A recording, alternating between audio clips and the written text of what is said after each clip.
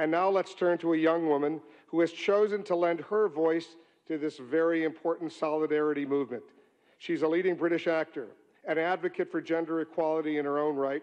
She's been involved with the promotion of girls' education for several years. As part of her humanitarian efforts, she's visited Bangladesh, Zambia, recently returned, as we just heard, from Uruguay on her first mission with UN Women. Ladies and gentlemen, please join me in welcoming to this stage our co-host and the UN Women's Global Goodwill Ambassador, Emma Watson.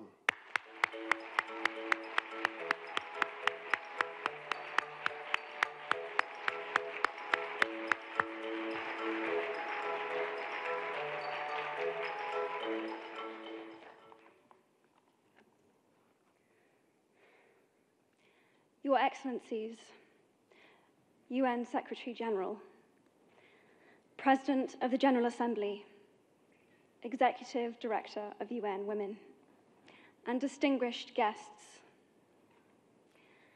Today, we are launching a campaign called He for She.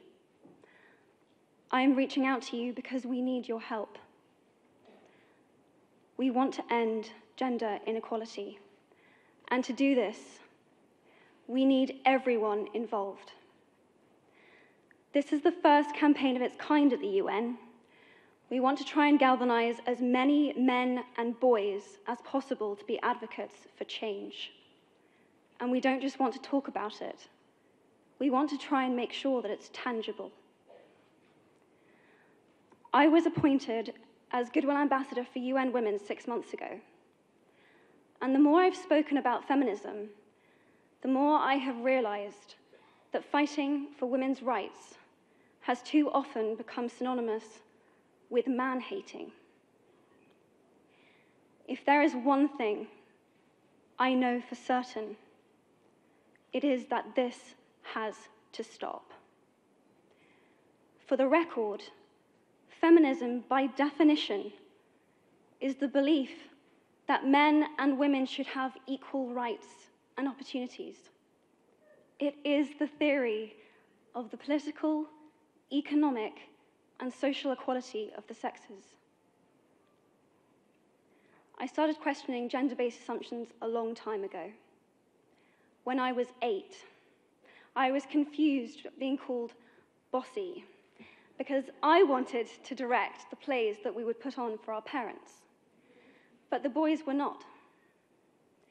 When at 14, I started to be sexualized by certain elements of the media. When at 15, my girlfriends started dropping out of their beloved sports teams because they didn't want to appear muscly. When at 18, my male friends were unable to express their feelings. I decided that I was a feminist, and this seemed uncomplicated to me. But my recent research has shown me that feminism has become an unpopular word. Women are choosing not to identify as feminist. Apparently, I am among the ranks of women whose expressions are seen as too strong, too aggressive, isolating, and anti-men, unattractive even. Why has the word become such an uncomfortable one?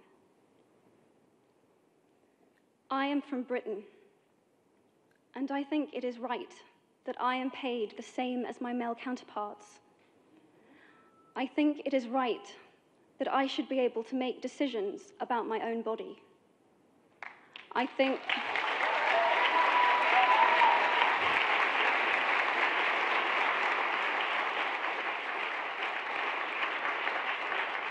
think it is right that women be involved on my behalf in the policies and the decisions that will affect my life. I think it is right that socially I am afforded the same respect as men. But sadly, I can say that there is no one country in the world where all women can expect to receive these rights. No country in the world can yet say that they have achieved gender equality. These rights I consider to be human rights, but I am one of the lucky ones. My life is a sheer privilege because my parents didn't love me less because I was born a daughter. My school did not limit me because I was a girl. My mentors didn't assume that I would go less far because I might give birth to a child one day. These influences were the gender equality ambassadors that made me who I am today. They may not know it, but they are the inadvertent feminists who are changing the world today. We need more of those. And if you still hate the word, it is not the word that is important. It's the idea and the ambition behind it. Because not all women have received the same rights that I have. In fact, statistically, very few have been. In 1997, Hillary Clinton made a famous speech in Beijing about women's rights. Sadly, many of the things that she wanted to change are still true today. But what stood out for me the most was that less than 30% of the audience were male. How can we affect change in the world when only half of it is invited or feel welcome to participate in the conversation? Men, I would like to take this opportunity to extend your formal invitation.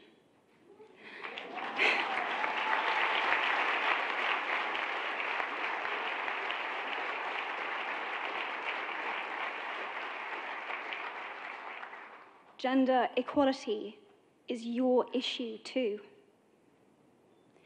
Because to date, I've seen my father's role as a parent being valued less by society, despite my needing his presence as a child as much as my mother's.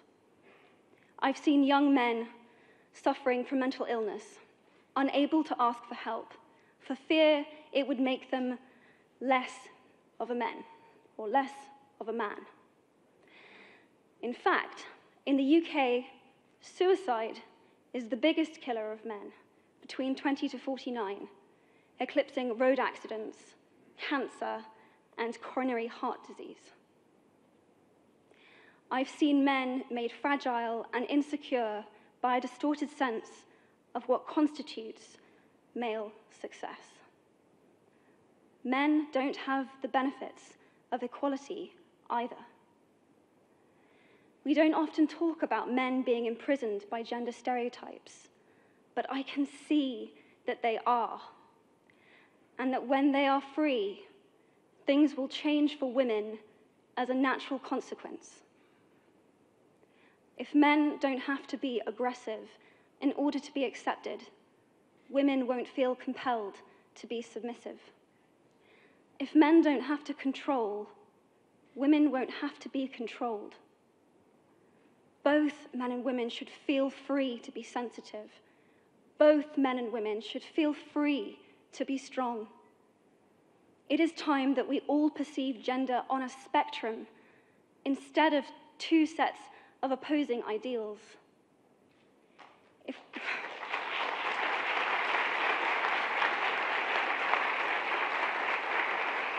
If we stop defining each other by what we are not and start defining ourselves by who we are, we can all be freer. And this is what he, she is about. It's about freedom. I want men to take up this mantle so that their daughters, sisters, and mothers can be free from prejudice, but also so that their sons have permission to be vulnerable and human too. Reclaim those parts of themselves they abandoned, and in doing so, be a more true and complete version of themselves. You might be thinking, who is this Harry Potter girl? And what is she doing speaking at the UN? And it's a really good question. I've been asking myself the same thing. All I know is that I care about this problem, and I want to make it better. And having seen what I've seen, and given the chance, I feel it is my responsibility to say something. Statesman Edmund Burke said, "All that is needed for the forces of evil to triumph is for good men and women to do nothing." In my nervousness for this speech, and in my moments of doubt, I've told myself firmly, if not me, who? If not now, when? If you have similar doubts when opportunities are presented to you, I hope that those words will be helpful. Because the reality is that if we do nothing, it will take 75 years, or for me to be nearly 100, before women can expect to be paid the same as men for the same work. 15.5 million girls will be married in the next 16 years as children. And at current rates, it won't be until 2086 before all rural African girls can have a secondary education. If you believe in equality, you might be one of those inadvertent feminists that I spoke of earlier. And for this, I applaud you. We are struggling for a uniting word, but the good news is that we have a uniting movement. It is called He for She. I am inviting you to step forward, to be seen, and to ask yourself, if not me, who? If not now, when? Thank you very, very much.